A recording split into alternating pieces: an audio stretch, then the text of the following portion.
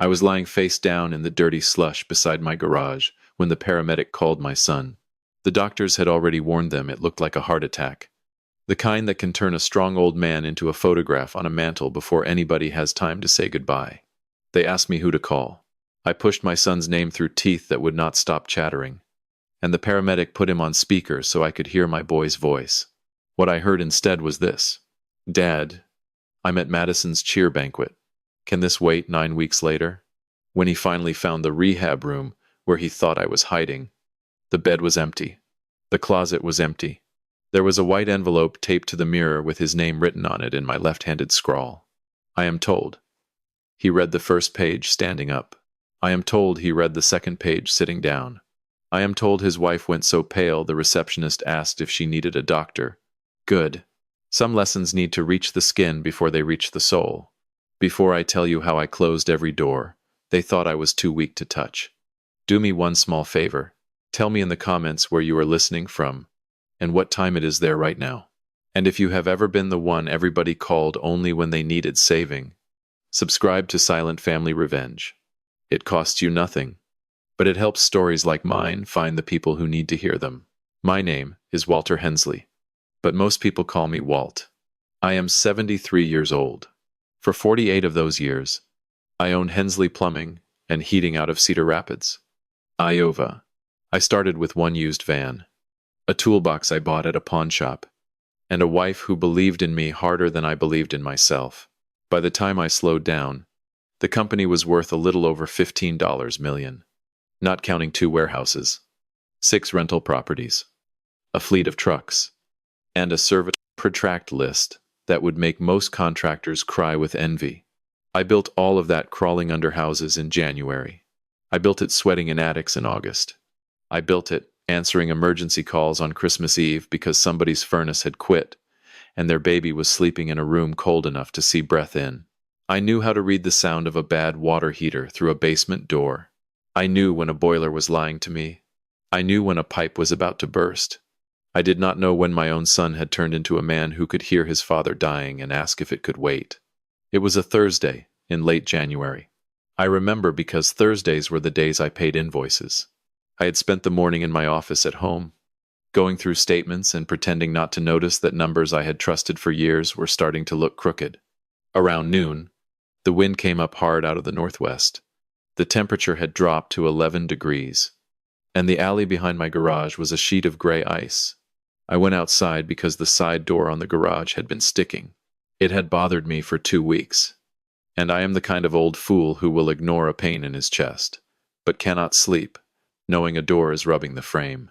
I took a screwdriver, a little can of oil, and a cup of coffee I never got to finish.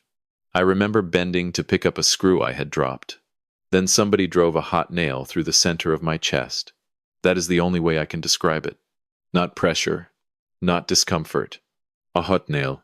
It went in through my sternum and came out between my shoulder blades. My left arm went heavy. The cup shattered somewhere behind me. I tried to straighten up, and the ground rushed sideways. I hit the concrete lip of the garage with my cheek and slid into the slush. For a minute I thought I was angry enough to stand. That is what pride does to old men. It tells them they are only down because they have not decided to get up yet. I put my right palm under me and pushed. Nothing happened. My body had become a piece of furniture. I could see the screwdriver lying 2 feet from my face. I could see coffee spreading through the dirty ice like brown blood.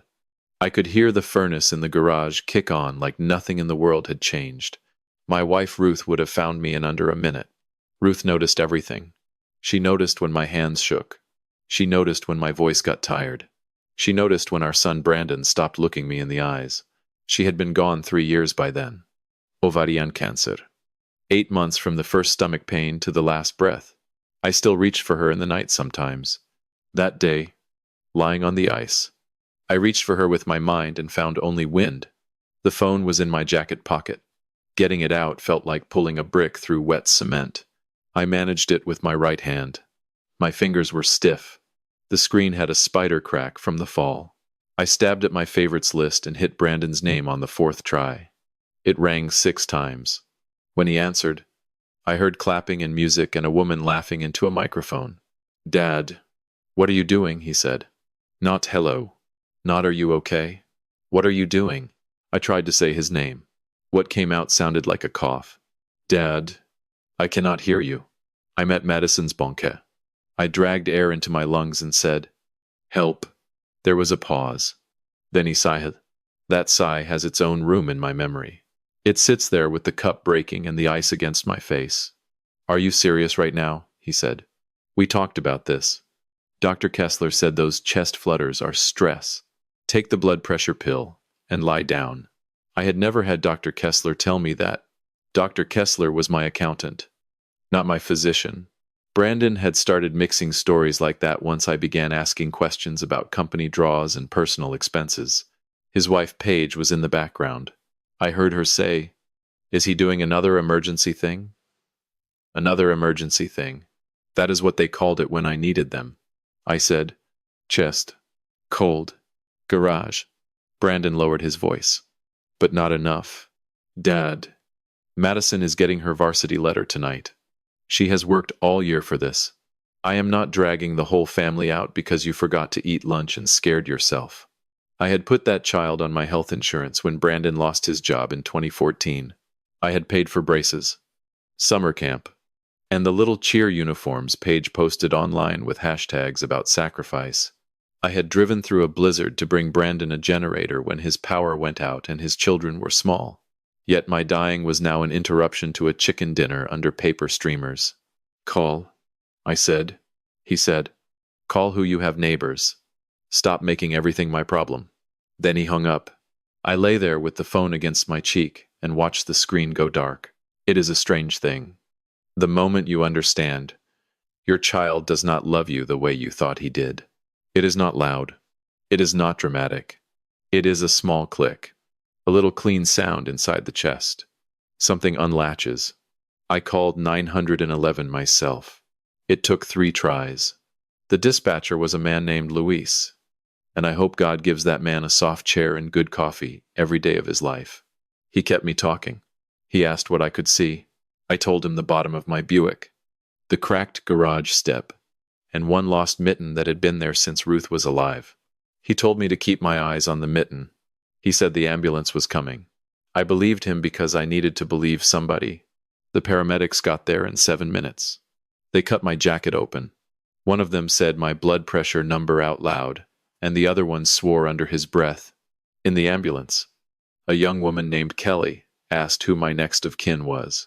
I gave her Brandon's number because even then, even after he had hung up on me, my mouth gave the old answer. Your son, your boy, the person who is supposed to come. She called him from the ambulance while another paramedic put wires on my chest. He picked up on the second ring. I heard music again. I heard Paige say, Make it quick. Sir, Kelly said. Your father is being transported to Mercy Medical Center. We believe he is having a heart attack. We need family to meet us there. Brandon said. He called you too. Kelly looked down at me. Her face changed. Sir, this is an ambulance. She said. Your father is in serious condition. Look, Brandon said. He does this when he wants attention. He lives alone and gets dramatic. Just take him in and run whatever tests. Use his Medicare or his supplemental plan. We have a family event tonight. The paramedic told him again that I might not survive. Brandon said, Then do what you have to do. I cannot leave right now. My daughter is getting an award. In the background, Paige said, Do not let him guilt you. He has money. He can hire help. Then the line went dead. Nobody in that ambulance said anything for a while. The siren filled the silence. Kelly squeezed my shoulder with 2 fingers because she had one hand on the monitor and one hand on the radio. I was embarrassed. That is the part people do not understand. I was terrified. Yes. I was in pain. Yes. But mostly I was embarrassed that strangers had heard how little I mattered. At Mercy, they moved fast. A cardiologist told me I had a blockage in the left anterior descending artery. He called it serious but treatable. If they moved now. He needed consent. He needed contact information. He needed somebody to know what was happening in case things went wrong. I remember looking past his shoulder at the ceiling lights and thinking that Ruth had been right about Brandon. My old foreman came instead. His name is Ernesto Val, but I have called him Ernie for 35 years. He was 19 when I hired him. He did not speak much English then, and I did not speak much Spanish. But he could solder a copper joint so clean it looked like jewelry. He retired 2 years before my heart attack. When the nurse asked if I had anyone else, I whispered his name. She found him. He drove from Marion to Cedar Rapids in 18 minutes and arrived wearing house slippers and a coat over his pajamas. Ernie signed what needed signing. He stood by the wall and prayed in Spanish. When they wheeled me away, he put his hand on my foot because it was the only part of me not covered in tubes.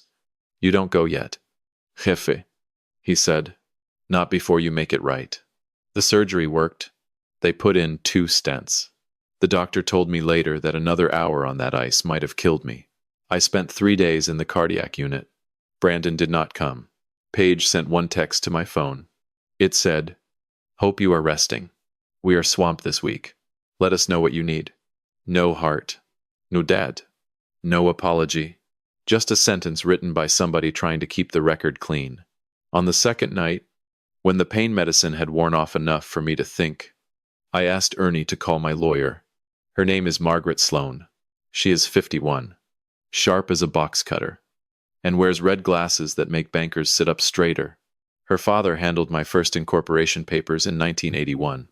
Margaret took over the firm when he died, and Ruth trusted her with things Ruth did not trust. Margaret came before breakfast. She brought coffee. She knew I could not drink, and a leather folder Ruth had once called ugly. She sat beside my hospital bed and listened while I told her everything. I told her about the garage. I told her about the banquet. I told her about Paige's voice in the ambulance. Margaret did not interrupt.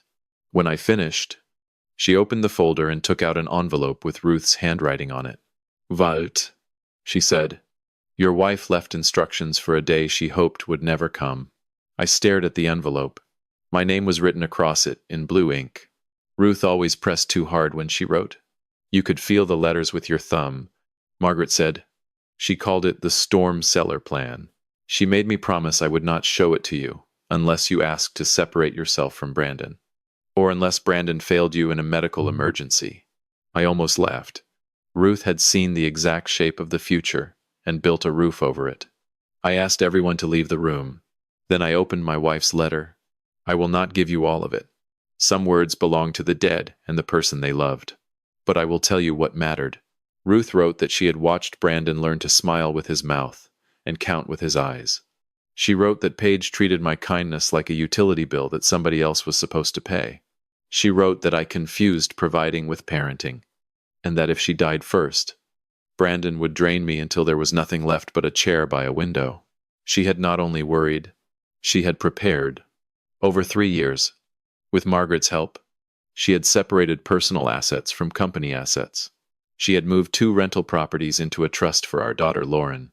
She had bought a small house on the North Carolina coast under a limited liability company with her sister as manager. She had amended company bylaws so Brandon's title could be removed without a board fight. She had left me a map out of my own life. The last line of the letter said, "Walt, if you are reading this, then love has stopped being a reason to stay. Take the key. Close the door. Come find me when it is your time. But not 1 minute before." I held that letter against my chest, right over the bandage, and I cried until the nurse came in and pretended not to notice. The next morning, I told Margaret to start. She asked once. "All of it," I said. "All of it." She nodded. Then we moved today. The first door was the company. Brandon had been executive vice president of Hensley Plumbing and Heating for 9 years. In those 9 years, he had visited job sites fewer times than the health inspector.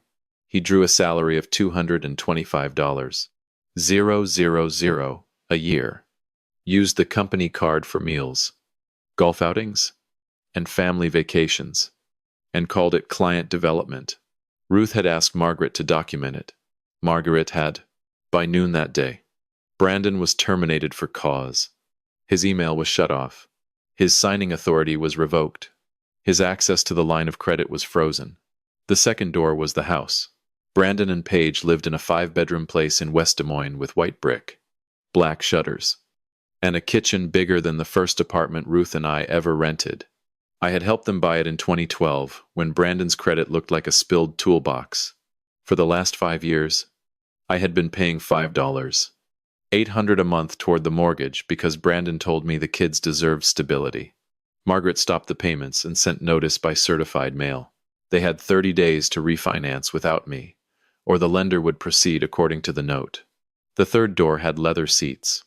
Brandon drove a Cadillac Escalade leased through the company. Paige drove a Mercedes GLE. She called her mom car, though the closest it came to work was the parking lot at Pilates. Both leases were under Hensley Plumbing. Both were ended. The vehicles were scheduled for pickup after Brandon received notice, because Margaret said clean procedure made revenge taste better and last longer. The fourth door was the school. Madison and her little brother Tyler attended a private academy outside Des Moines that cost just under $27.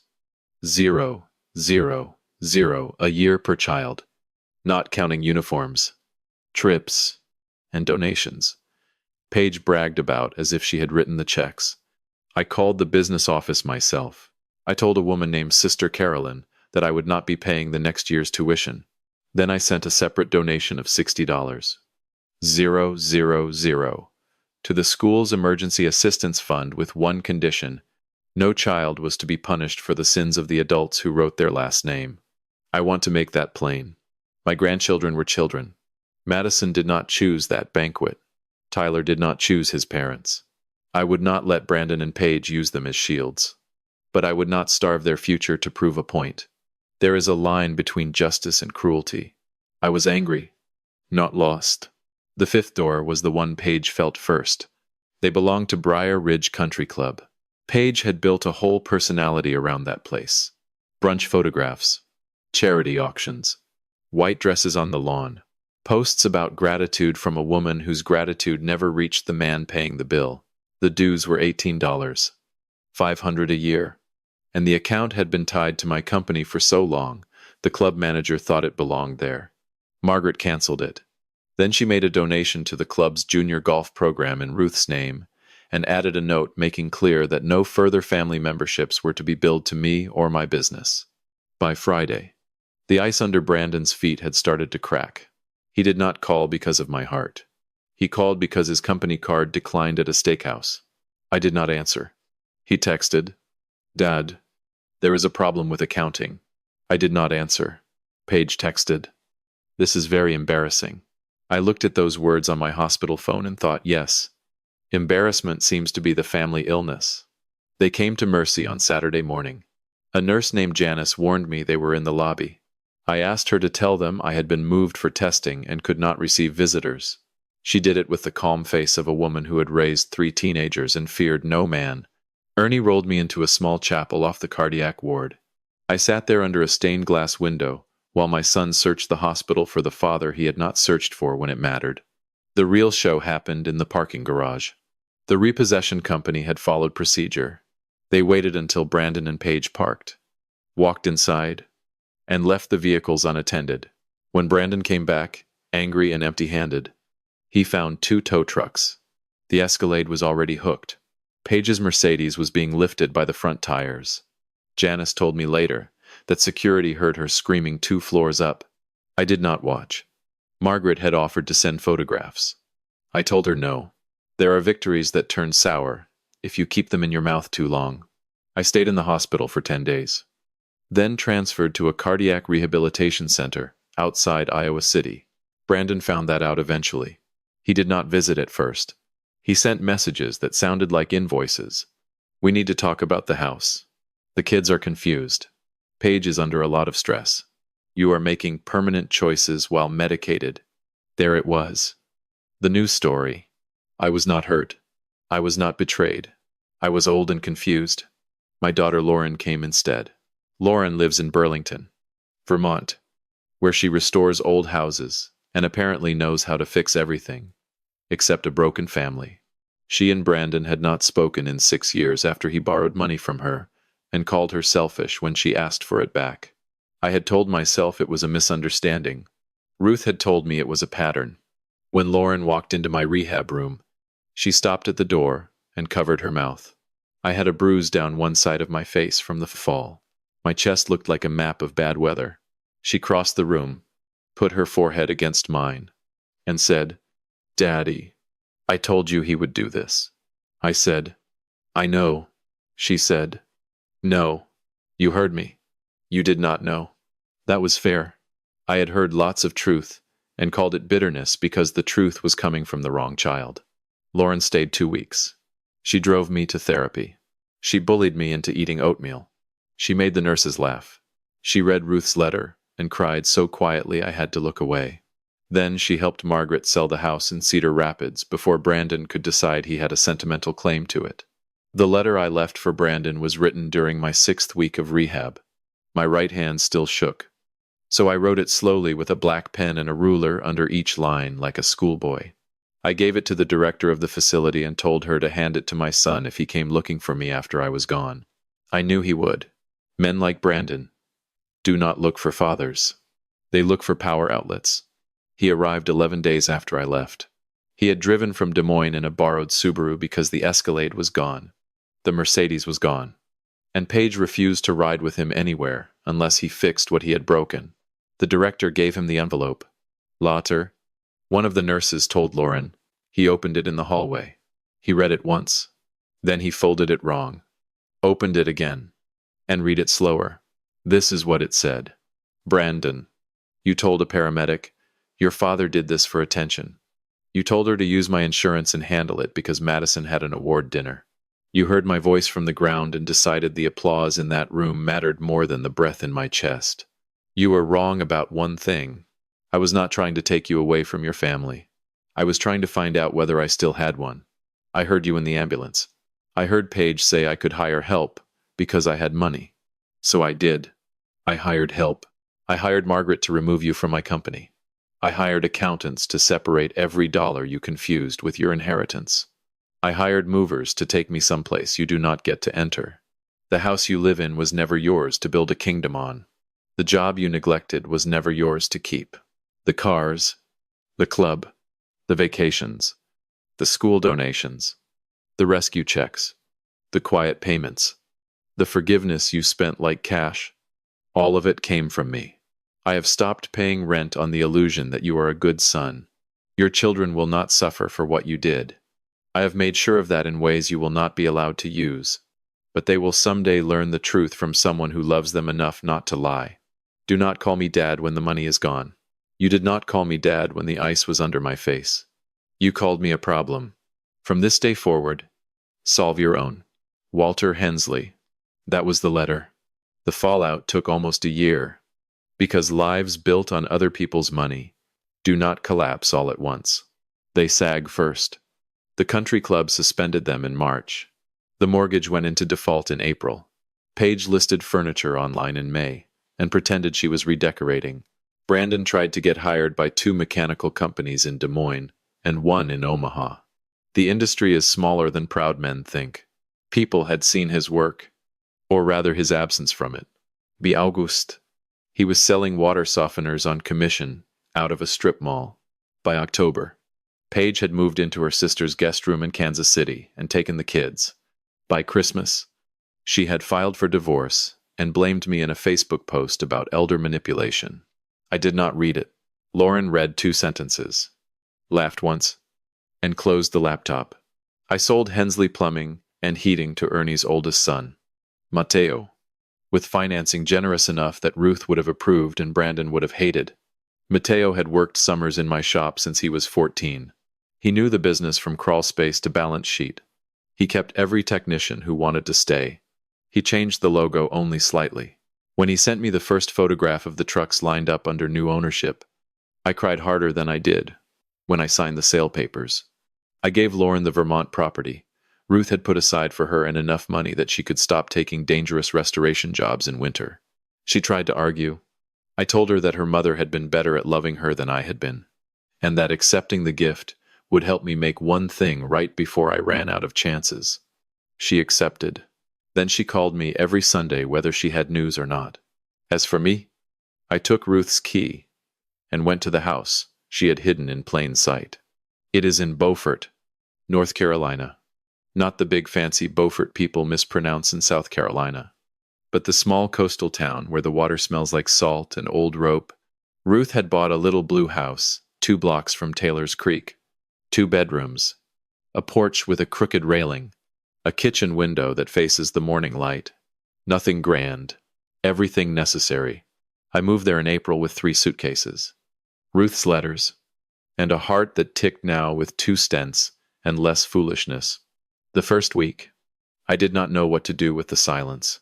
There was no office phone, no emergency furnace calls, no Paige needing a check for some fundraiser, no Brandon standing in my doorway with a sentence that began, "Dad, the thing is, just gulls, wind," and the sound of my own coffee dripping into a pot. A boy from down the street started mowing my small yard that summer. His name is Caleb. He is 15. All elbows and opinions. And he wears headphones so big they make him look like an air traffic controller. His mother works nights at the hospital in Morehead City. I pay him too much. He pretends not to know. Sometimes he brings me biscuits from his grandmother. Sometimes I teach him how to fix things. Last month he called me Mr. Walt, and I had to look at the water until my eyes cleared. 2 months ago, Brandon found me. I do not know how. Margaret thinks he followed a property record through Ruth's sister. Or maybe Paige gave him something during the divorce just to make him miserable. He called from a number I did not know. I answered because the cardiologist's office in Raleigh had been calling about an appointment, and I was careless. His voice had changed. It had less shine on it. "Dad," he said. I said nothing. He started crying before I did, which surprised me. He said he was sorry. He said therapy had helped. He said he understood generational patterns now.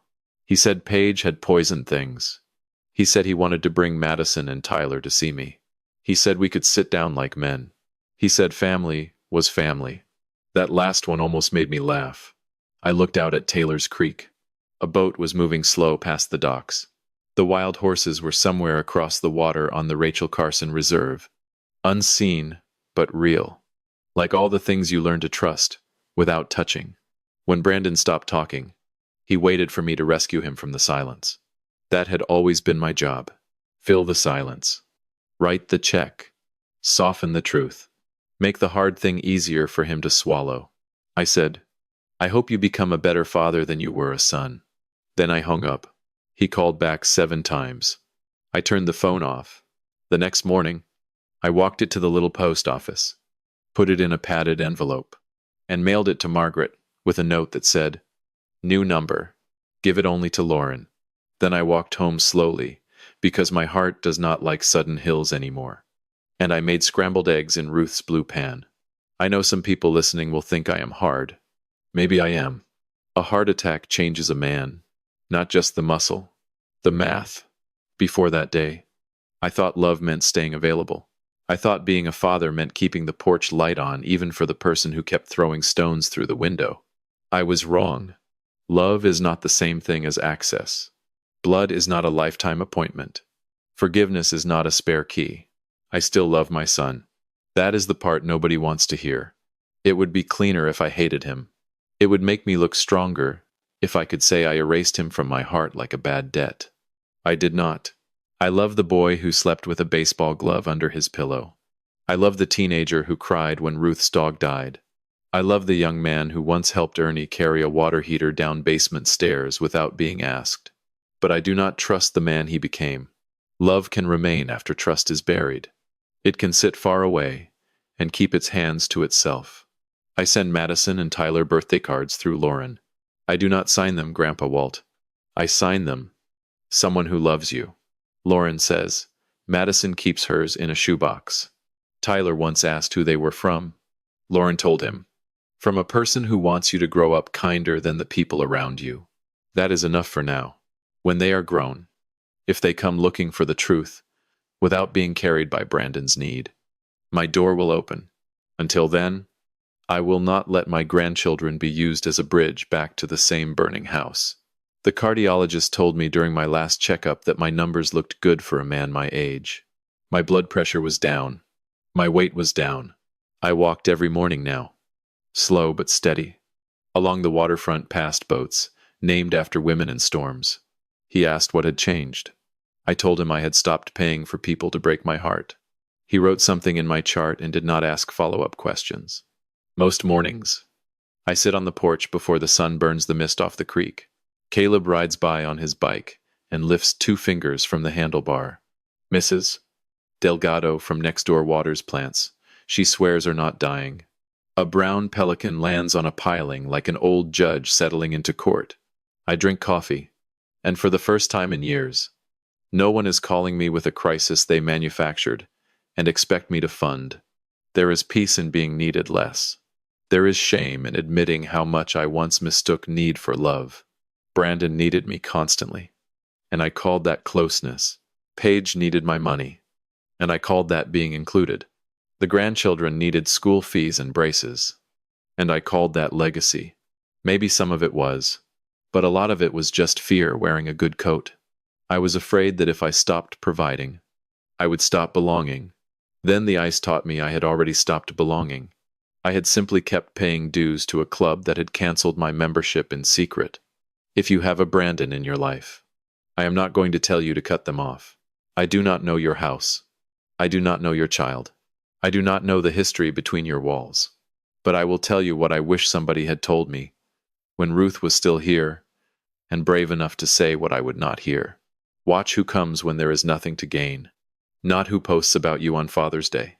Not who smiles at the holiday table while calculating the value of your house. Not who says family first when the check is due. Watch who answers when your voice sounds wrong. Watch who drives in slippers. Watch who signs the hospital forms. Watch who stays in the ugly chair while machines beep and your pride leaks out of you 1 tear at a time. That is your family. The rest are relatives. A father is allowed to say no. A mother is allowed to stop rescuing. An old man is allowed to live the years he has left without being treated like an ATM with memories. It took me 73 years. A heart attack, 2 stents, and my wife's letter from the grave to learn that, I hope you learn it cheaper. I am still Walter Hensley. I am still Jutiotre. I still have scars on my chest and a right knee that complains when it rains. I almost died on a January driveway while my son listened to applause in a banquet hall. I lived. I left. I found the house my wife built for the man she hoped I would become. Tonight, the sun is going down over Beaufort. Caleb has just dropped off a paper bag of biscuits from his grandmother. The porch rail is still crooked, but I am learning to let some things stay unfixed. I am going to eat 1 biscuit warm, pour a glass of water, and listen to the boats come in. If you stayed with me this long, thank you. Tell me in the comments where you are listening from. And tell me whether you have ever had your own cold floor moment. The moment you finally understood who would come and who would not. Subscribe to Silent Family Revenge if this story found a place in you. I read the comments. I am an old man with a quiet porch, a repaired heart, and time enough to listen. And if your phone rings tonight, look at the name carefully. Ask yourself whether answering it is love, Abby, fear, or hope. Then choose like your life belongs to you. Because it does.